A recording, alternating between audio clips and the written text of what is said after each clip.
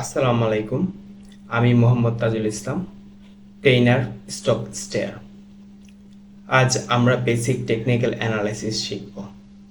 শুরুতেই একটি গুরুত্বপূর্ণ বিষয় পরিষ্কার করে নেওয়া দরকার।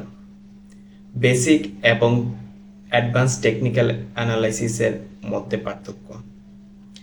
বেসিক শেখা মানে কী কী টুলস করে আমরা অ্যানালাইসিস শিখব বা মার্কেট রিড করতে পারবো তা জানতে পারা। যেমন আমরা যদি পড়তে জানি তাহলে এই পড়ার মাধ্যমে যে কোনো বই নিয়ে জ্ঞান অর্জন করতে পারবো। যদি আমরা রিডিং নাই পড়তে পারি তাহলে কোনো বিষয়ে বিশেষজ্ঞ হতে বই পড়তে পারবো না।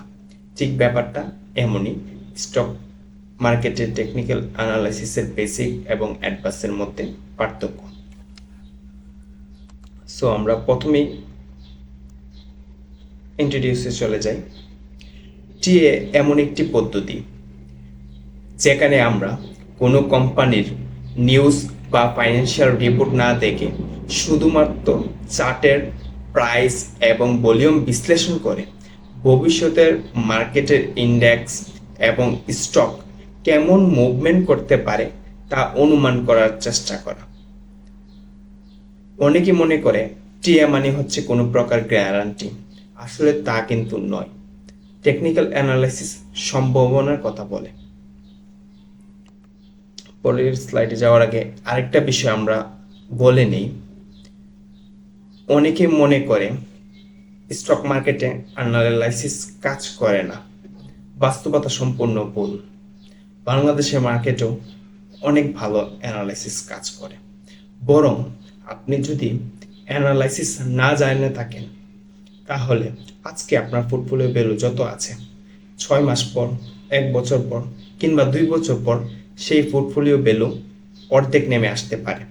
যেমন আজকে যদি আপনার কাছে 10 লাখ টাকা থাকে বাই সেল করার জন্য, হয়তো অ্যাডভান্স লেভেলের ক্লাসগুলো না জানার ফলে আপনার পোর্টফোলিও 2 বছর পর সেটি 5 লাখে চলে আসতে পারে। প্রফিট তো দূরের কথা। এটা আপনি বিশ্বাস করুন আর নাই করুন, বাস্তবতা আপনি জানতে পারবেন সময়ের সাথে সাথে। চলুন আমরা নেক্সট স্লাইডে চলে যাই।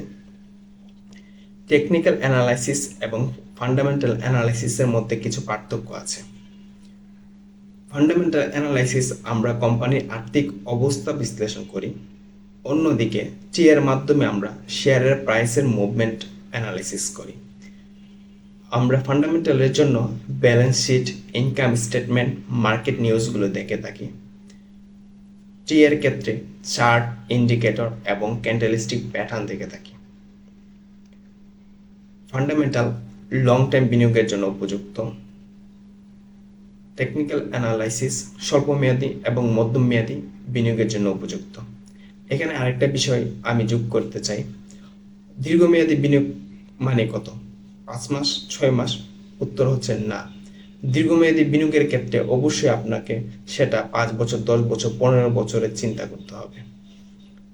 কমপক্ষে হলো 2-3 বছর যখন একটা স্টকে আপনি থাকবেন সেটাকে দীর্ঘমেয়াদী বিনিয়োগ বলবেন। আমাদের দেশে অনেকে 3 মাস, 4 মাসকে মনে করেন দীর্ঘমেয়াদী বিনিয়োগ, যেটা সম্পূর্ণ ভুল ধারণা। আর এই কোর্সটি আপনারা দেখার চেষ্টা করবেন শেষ পর্যন্ত। আপনারা অনেকে বেসিক জানেন, তারপরে বলবো অ্যাডভান্স লেভেলের ক্লাসগুলো এত সহজ মনে হবে আপনি কল্পনাও করতে পারবেন না। আপনার মনে হবে আগে কেন এই বিষয়গুলো জানিনি। আশা করি সম্পূর্ণ কোর্সটি দেখবেন। আপনাদের জন্য কিছু প্রশ্নও থাকবে, কমেন্ট করে জানাবেন। টেকনিক্যাল অ্যানালাইসিসে কি প্রধানত ব্যবহার করা হয়? A, news; B, price and volume; C, GDP; D, balance sheet. আপনার উত্তরটি কমেন্ট করে জানাবেন।